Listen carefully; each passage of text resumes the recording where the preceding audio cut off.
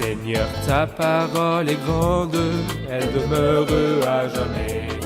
Ta parole est infaillible, rien ne peut la supprimer. Bienvenue à vous, chers spectateurs, ainsi qu'à tous nos spectateurs dans le monde entier, dans un nouvel épisode de notre émission d'études quotidiennes Toute la Bible, dans laquelle nous étudions tous les livres de la Bible, de la Genèse à l'Apocalypse, tous les jours, du lundi au vendredi. Dans notre étude du livre des Psaumes, deuxième livre poétique de l'Ancien Testament, nous en sommes au psaume 42, psaume 43 et psaume 44. En commençant par le psaume 42, nous entamons le deuxième livre du livre des psaumes qui se termine par le psaume 72. Permettez-moi tout d'abord d'accueillir notre invité qui est avec nous au studio, le frère Youssef Riyad. Bienvenue, frère Youssef. Merci beaucoup, frère Ryan. Bienvenue aussi à nos invités, honorés de vous recevoir. Frère Youssef, pourriez-vous nous donner une idée générale du sujet du psaume 42 ? En fait, les trois psaumes que vous avez mentionnés, les psaumes 42, 43 et 44, ces psaumes ont tous un thème presque identique. Et ils sont similaires, ou bien ils sont conformes au deuxième livre du livre des psaumes, qui est l'équivalent du livre de l'Exode. Nous avons dit que le premier livre est l'équivalent du livre de la Genèse, du psaume 1 au psaume 41. Le deuxième livre, du psaume 42 au psaume 72, est l'équivalent du livre de l'Exode, et je pense que la corrélation est belle. Donc, le livre de la Genèse commence, si je puis dire, par l'homme injuste qui a désobéi à Dieu, alors que le psaume 1 nous parle du deuxième homme, qui est l'homme juste. Le livre de la Genèse se termine par la mort de Joseph, tandis que le psaume 41 se termine par la résurrection du Christ. Je pense que la différence est claire. Bien sûr. Et les psaumes 42, 43 et 44 nous rappellent le début du livre de l'Exode, où il y a eu cri et humiliation lorsque le peuple d'Israël a été humilié en Égypte, et cela à cause du travail forcé et de l'esclavage auprès du Pharaon. Là aussi, il y a des circonstances qui les ont fait crier. Mais l'Exode se termine par la gloire de l'Éternel, remplissait le tabernacle. Et lorsque nous arrivons au psaume 72, nous constatons que la gloire de Dieu remplira non seulement la maison de Dieu, mais aussi l'univers entier, le monde entier sera rempli. La gloire de l'Éternel remplira toute la terre. Alors donc, je pense qu'il y a une très belle corrélation entre le deuxième livre et le livre de l'Exode qui commence par des cris.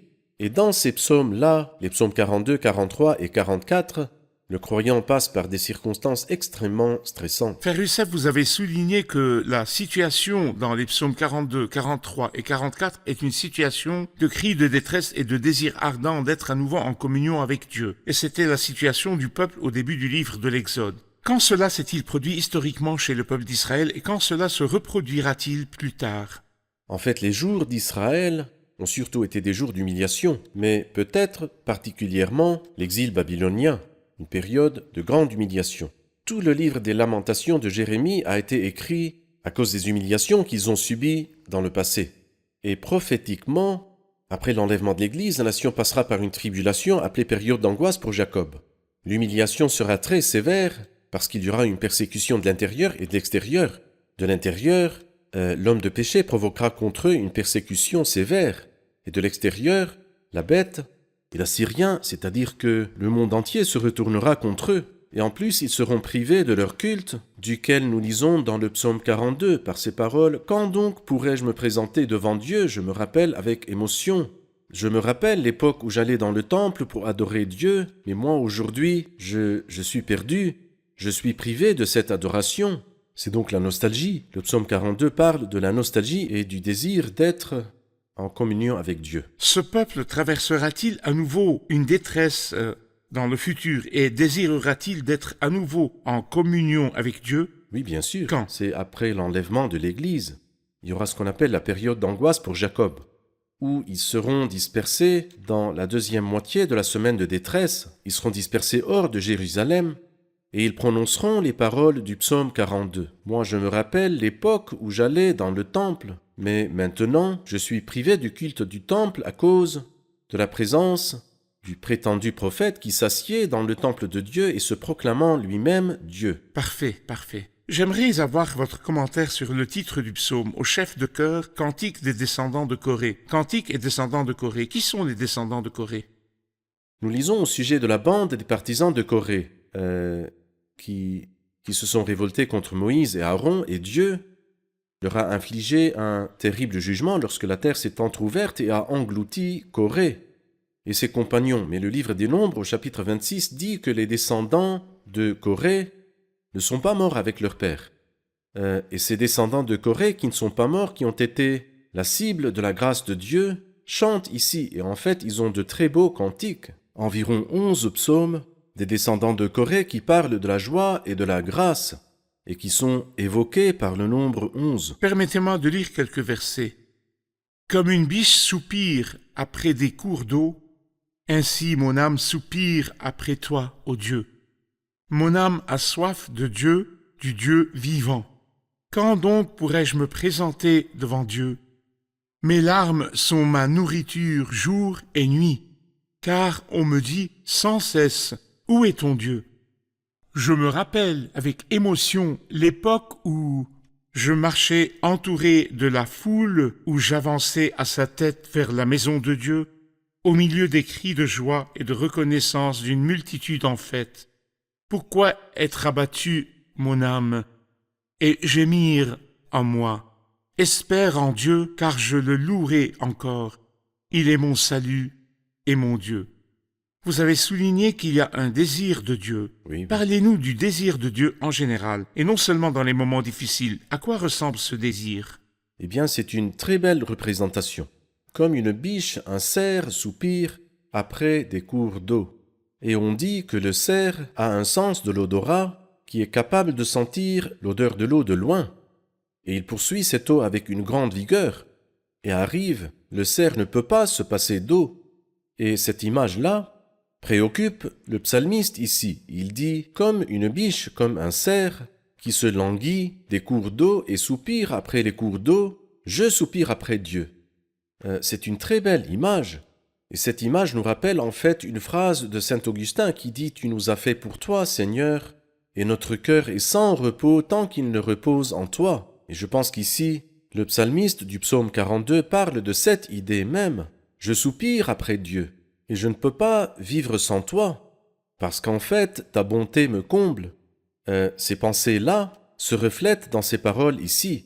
Et je pense aussi qu'elles remplissent le livre des psaumes, par exemple le psaume 27 qui dit « Je demande à l'Éternel une chose que je désire ardemment. Je voudrais habiter toute ma vie dans la maison d'Éternel. » Et dans le psaume 63, nous lisons « Ô Dieu, tu es mon Dieu, je te cherche. Mon âme a soif de toi. Mon corps soupire après toi. » Le psaume 84 reprend la même idée. Et ainsi, le désir et l'aspiration à Dieu est un trait qui distingue un saint. Et distingue le type de culte chrétien, le désir de Dieu. Exactement. N'obligeant pas l'homme à se présenter devant le Seigneur dans la crainte, juste pour remplir une obligation. Et peut-être afin de recevoir des points, puis transformer ces points en non. C'est le désir, Parfait. l'amour. Parfait. Je vais faire une pause, frère Youssef, puis vous poser une question sur les questions récurrentes dans ce psaume lorsqu'il s'adresse à lui-même. Pourquoi être abattu, mon âme? Après la pause. Chers spectateurs, je vous retrouve après la pause, ne quittez pas. Nous avons déjà dit que la première partie du livre des psaumes, c'est-à-dire du 1er au 41e psaume, cette partie correspond au livre de la Genèse. Le livre de la Genèse se termine par la mort de Joseph et sa mise au tombeau en Égypte. La première partie des psaumes se termine par la résurrection. La deuxième partie des psaumes, que nous commençons maintenant, va du 42e au 72e psaume.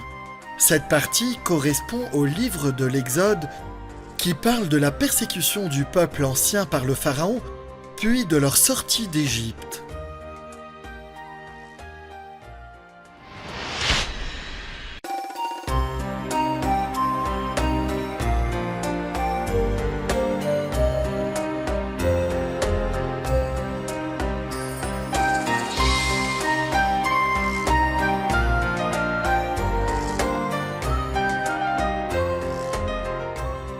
Nous revoici, chers spectateurs, pour poursuivre notre étude du psaume 42. Frère Youssef, je vous ai posé la question suivante avant la pause, après avoir dit « Je me rappelle avec émotion ». Il commence à s'adresser à lui-même et à se demander « Pourquoi être abattu, mon âme ?» Que voyez-vous dans ces questions? En fait, il y a 6 questions « Pourquoi ?» Et la 7e se trouve dans le psaume suivant, le psaume 43, qui n'a pas de titre, parce qu'il semble que le psaume 42 et le psaume 43 ont été en fait écrits à la même occasion historique. Donc le mot « pourquoi » est répété 6 fois dans le psaume 42 et une fois dans le verset 5 du psaume 43. Ou bien le psaume 42 commence par une question. Quand donc pourrais-je me présenter devant Dieu? Suivi de 6 questions « pourquoi ?» Et je pense que les questions « quand » et « pourquoi ?» ces questions caractérisent la faiblesse humaine. Lorsque la faiblesse humaine passe par des jours qui sont difficiles, une minute deviendra une année. Quelqu'un qui n'a pas de communion avec Dieu est comme quelqu'un qui est en prison. Sa journée ne sera pas 24 heures, elle sera beaucoup plus longue que cela, et les bonnes journées passent vite. Quand donc pourrais-je me présenter devant Dieu? Mes larmes sont ma nourriture jour et nuit, car on me dit sans cesse « Où est ton Dieu ?» Et puis il commence à poser ces 6 questions. Pourquoi être abattu? Et pourquoi gémir en moi? Et il le répète encore dans le verset 10, « Je dis à Dieu, mon rocher, pourquoi m'as-tu oublié? Pourquoi dois-je marcher dans la tristesse, sous l'oppression de l'ennemi ?» Et encore une fois, dans le verset 12, il dit, « Pourquoi être abattu, mon âme, et pourquoi gémir en moi ?» C'est la faiblesse humaine qui n'a d'autre remède que de se tourner entièrement vers Dieu. Entre parenthèses, frère Youssef, si je me tourne vers Dieu avec des questions, pourquoi cela, Seigneur? Jusqu'à quand, Seigneur? Pourquoi as-tu permis que cela arrive, Seigneur? Est-ce incompatible avec la confiance en Dieu et le respect de Dieu? Ce n'est pas incompatible, car vous voyez, tout ce qui produit chez toi une inquiétude, produit chez Dieu une attention. Il n'y a rien de mal à s'adresser à Dieu avec toutes ces questions, mais j'appelle cela la faiblesse humaine.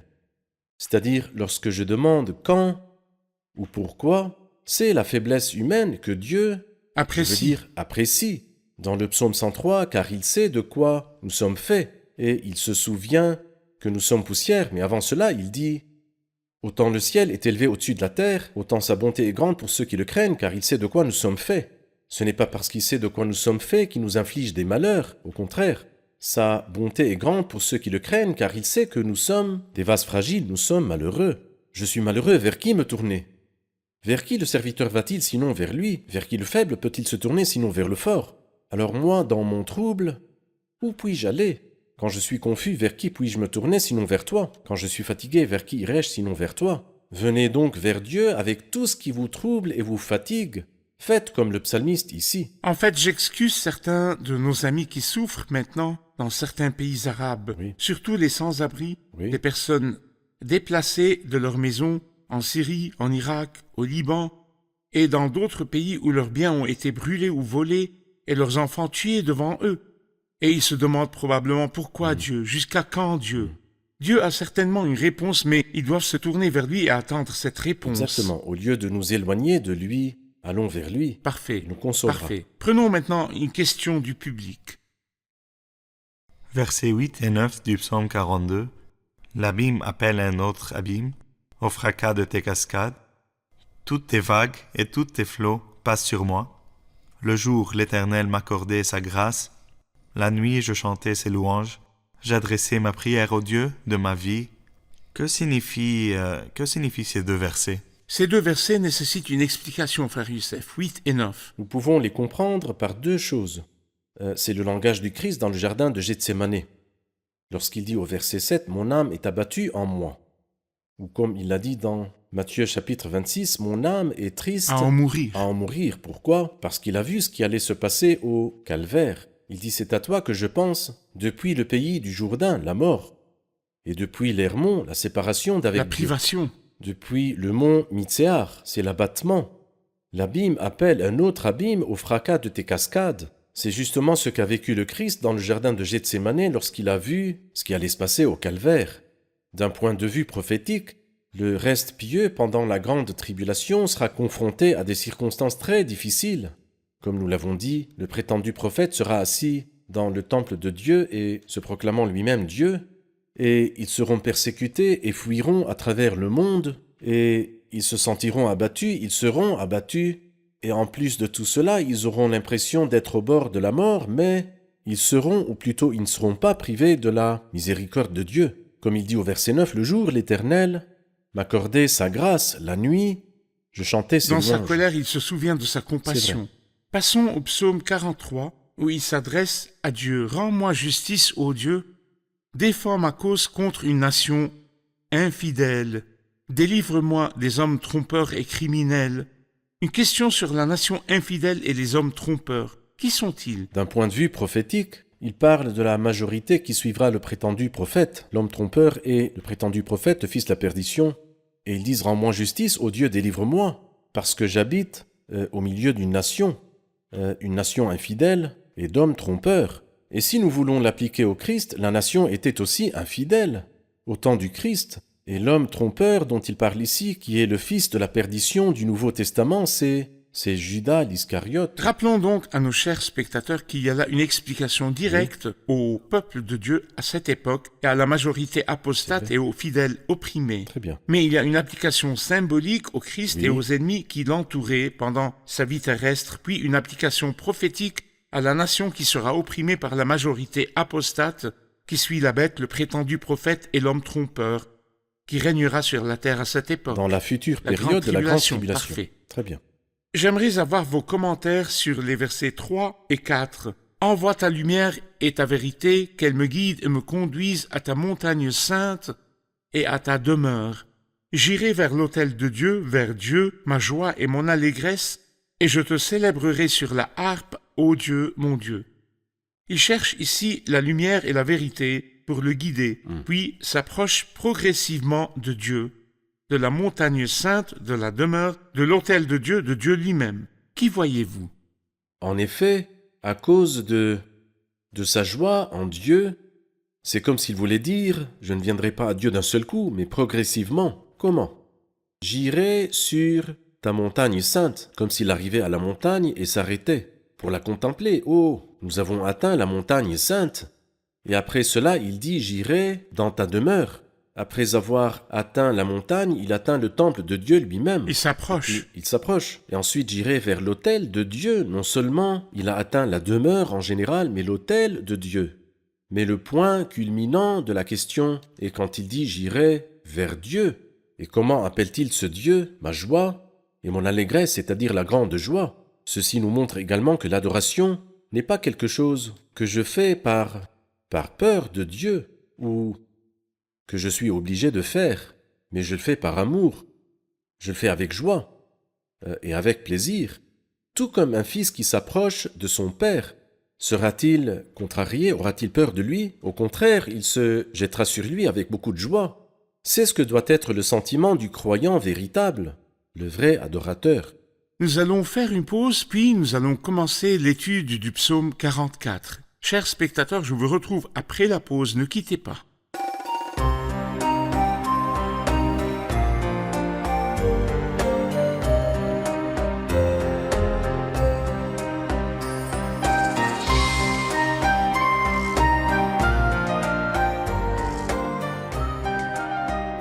Nous revoici, chers spectateurs, pour poursuivre notre étude et commencer le psaume 44.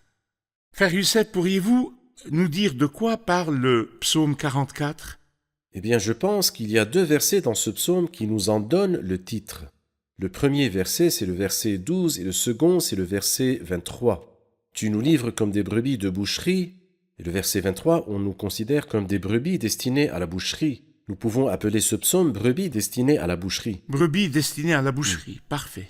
Le psaume commence par « Au chef de chœur des descendants de Corée, cantique. Ô Dieu, nous avons entendu de nos oreilles, nos pères nous ont raconté tout ce que tu as accompli à leur époque par le passé. Dans ta main, tu as chassé des nations pour qu'ils puissent s'établir. Tu as frappé des peuples pour qu'ils puissent s'étendre. » Ils regardent en arrière à nouveau, frère Youssef, et se souviennent de la délivrance de leur père par Dieu.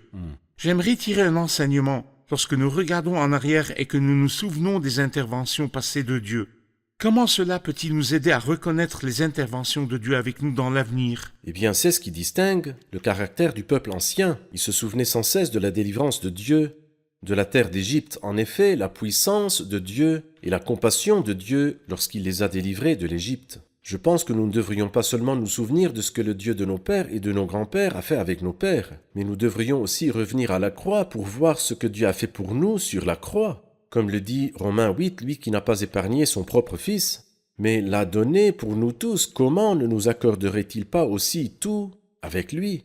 Donc revenir sans cesse à ce qui s'est passé sur la croix est la plus grande réponse à toutes nos questions et notre désarroi que nous pouvons avoir aujourd'hui. Dans les circonstances difficiles, souvenez-vous de ce que Dieu était vraiment pour vous en haut de la croix. Parfait. Nous allons maintenant prendre une question du public. Question? Au verset 24, il y a un appel fort à Dieu qui dit « Lève-toi, pourquoi dors-tu, Seigneur ?» Dieu peut-il être endormi ou indifférent à ce qui se passe sur terre? Le peuple crie à Dieu, comme vous l'avez souligné. Dans leur détresse, ils disent à Dieu, pourquoi dors-tu? Comme s'ils dormaient. Dieu dort-il vraiment et les laisse-t-il opprimés et fatigués alors qu'ils étaient parfaits devant lui, mais Dieu dort et ne se préoccupe pas d'eux? Eh bien, parfois, les actions de Dieu donnent l'impression qu'il dort, mais ce n'est pas du tout vrai, il ne somnole pas. Et il ne dort pas, mais parfois Dieu nous fait traverser des situations stressantes et nous laisse seuls. Mais pourquoi le permet-il? Parce qu'il est injuste? Pas du tout. Celui qui juge la terre n'appliquera-t-il pas le droit? Le ton dans ce psaume-là est qu'il jette toute la blâme sur Dieu, par exemple. Tout cela nous arrive alors que nous ne t'avons pas oublié et que nous n'avons pas violé ton alliance. Est-ce vrai? Les Israélites n'ont-ils jamais trahi Dieu? Lisez le livre d'Osée, lisez le livre de l'Exode. Regardez ce qu'ils ont fait au début de leur histoire quand Moïse était absent sur la montagne pendant 40 jours. N'ont-ils pas adoré un veau d'or? Nous n'avons pas violé ton alliance. Nous n'avons pas fait marche arrière dans notre cœur. Nous ne nous sommes pas écartés de ton sentier. Pourtant, tu nous as écrasés dans le territoire des chacals. Et tu nous as couverts de l'ombre de la mort. Comme s'ils les opprimaient. Comme s'ils les opprimaient. Bien sûr, ce n'est pas vrai. Nous savons quand nous lisons l'histoire avec impartialité, c'est un peuple faux et réfractaire. Moïse leur dit « Vous avez été rebelles contre l'Éternel depuis que je vous connais. » Mais malheureusement, quand l'homme se trouve dans une situation difficile, il blâme le Seigneur. La chose la plus facile à faire est de blâmer Dieu au lieu de se blâmer soi-même. Mais nous savons très bien que Dieu les fera traverser la tribulation et qu'à la suite de cette tribulation, ils demanderont grâce et ils se souviendront d'un crime infiniment terrible qu'ils ont commis, le plus grand crime de l'histoire lorsqu'ils ont crucifié le Fils de Dieu. Et je pense que cela nous rappelle l'histoire de Joseph et de ses frères. Les frères de Joseph ont commis un crime terrible, ils ont vendu leur frère Joseph. Et ensuite, ils l'ont oublié, une bête féroce l'a dévoré et tout est fini. Mais quand Joseph les a mis en prison, ils ne savaient pas que c'était Joseph. Mais quand ils ont été humiliés, ils ont dit « Nous avons été coupables envers notre frère ». Alors donc la grande tribulation que le Seigneur permettra à ce peuple ici fera en sorte, lorsqu'ils se souviendront, lorsqu'ils verront le Christ descendre, il y aura un grand deuil, ils pleureront sur lui, ils pleureront comme on pleure sur un fils unique, sur un premier-né. Voilà les interventions de Dieu. Il permet que nous soyons écrasés, non pas parce qu'il est injuste, ni parce qu'il aime nous humilier, non, mais pour que nous revenions à lui dans la repentance et que nous jouissions du pardon. Ainsi, dans ce psaume, il se justifie comme s'il condamnait Dieu, comme si Dieu était injuste. Exactement. Mais la repentance consiste à se condamner soi-même et à justifier Dieu. Et Dieu délivrera ce peuple à l'avenir lorsqu'ils se jugeront eux-mêmes au jour des expiations et justifieront Dieu en confessant leurs crimes. Et dès que la repentance se produit, Dieu se réveillera, il ne dort pas. Il viendra à leur secours. J'aimerais entendre votre dernier commentaire sur le verset 22. On nous considère comme des brebis destinées à la boucherie. Bien sûr, à cause de leur méchanceté, ils sont susceptibles d'être dans cette image. L'apôtre Paul parlant dans Romains 8 des souffrances de la suite du Christ, la détresse, l'épée, la faim et le dénuement, il dit « Dans tout cela, nous sommes plus que vainqueurs grâce à celui qui nous a aimés. » Il a parlé du même verset. Mais quand la souffrance est-elle méritée et quand est-elle pour le Christ une bénédiction? Pourriez-vous nous parler du discernement de la souffrance, qu'elle soit due à ma méchanceté ou à la suite du Christ? Oui, en effet, comme vous l'avez dit, il y a deux types de souffrances. Celle que je m'inflige à moi-même et celle qui est le résultat de ma fidélité à Dieu. Et c'est le type préféré. Si vous deviez souffrir pour la justice, vous seriez heureux. Il vaut mieux souffrir si telle est la volonté de Dieu en faisant le bien qu'en faisant le mal. Alors donc, le fait de souffrir pour faire le bien, c'est une chose. Souffrir pour faire le mal en est une autre. Mais il y a encore une chose en plus. Le psaume 44 est différent de Romains chapitre 8. Ici, le ton est celui de la défaite. Nous sommes très bons, mais Seigneur, tu ne te soucies pas de nous. Nous sommes considérés comme des brebis destinées à la boucherie. Tu nous as abandonnés. tu nous as abandonnés. Mais le ton de Romains chapitre 8 est celui du triomphe. L'apôtre Paul dit, dans tout cela, Nous ne sommes sommes plus pas que vainqueurs, vainqueurs. nous sommes plus que vainqueurs. Et c'est grâce à celui qui nous a aimés, bien que considérés comme des brebis destinées à la boucherie. Lorsque je souffre pour le Christ, je me sens victorieux et fier, tandis que lorsque je souffre à cause des péchés que moi j'ai commis, je me sens humilié et déshonoré. Parfait. Merci, frère Youssef, que Dieu vous bénisse. Je sais que ce psaume est très riche, mais le temps de l'épisode est limité, mais nous enthousiasmons nos chers spectateurs pour les richesses de la parole. Passons maintenant aux commentaires du public. Qu'avez-vous appris dans l'épisode d'aujourd'hui? Je prie Dieu de me donner la grâce de ne pas blâmer Dieu, mais de me regarder en face et de savoir que je suis un pécheur qui a toujours besoin de sa grâce. La repentance consiste à se juger soi-même, à justifier Dieu et à toujours désirer Dieu. Parfait.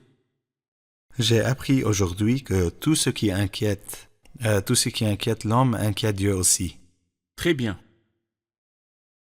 Il est bon dans notre fragilité et dans notre découragement de venir nous jeter sur la puissance de Dieu.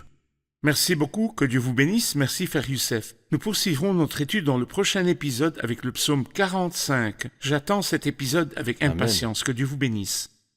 Chers spectateurs, j'aimerais vous laisser avec le verset du psaume 43, verset 3. « Envoie ta lumière et ta vérité, qu'elle me guide et me conduise à ta montagne sainte et à ta demeure. J'irai vers l'autel de Dieu, vers Dieu, ma joie et mon allégresse, et je te célébrerai sur la harpe, ô Dieu, mon Dieu. » C'est comme s'il voulait dire que rien ne peut nous mettre en présence de Dieu et nous rapprocher de lui, de la présence même de Dieu, que la lumière et la vérité, la révélation divine, la parole qui éclaire l'esprit et illumine l'esprit et nous fait désirer Dieu et sa présence même. Lorsque nous obéissons à la parole, notre esprit est éclairé et nous désirons de nous approcher de Dieu. Celui qui méprise la parole se perd. Aujourd'hui, vous entendez la parole de Dieu qui vient à vous là où vous êtes. Si vous obéissez à cette parole vivante et efficace, elle vous fera désirer Dieu et vous vous approcherez de lui, non pas sous la contrainte comme quelqu'un qui est obligé de prier et qu'on oblige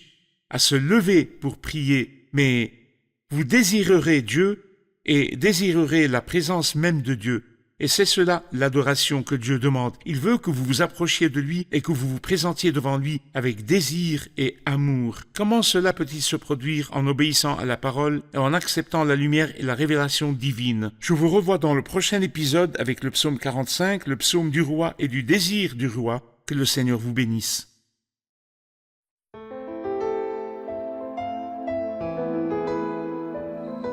Seigneur, ta parole est grande, elle demeure à jamais. Ta parole est infaillible, rien ne peut la supprimer.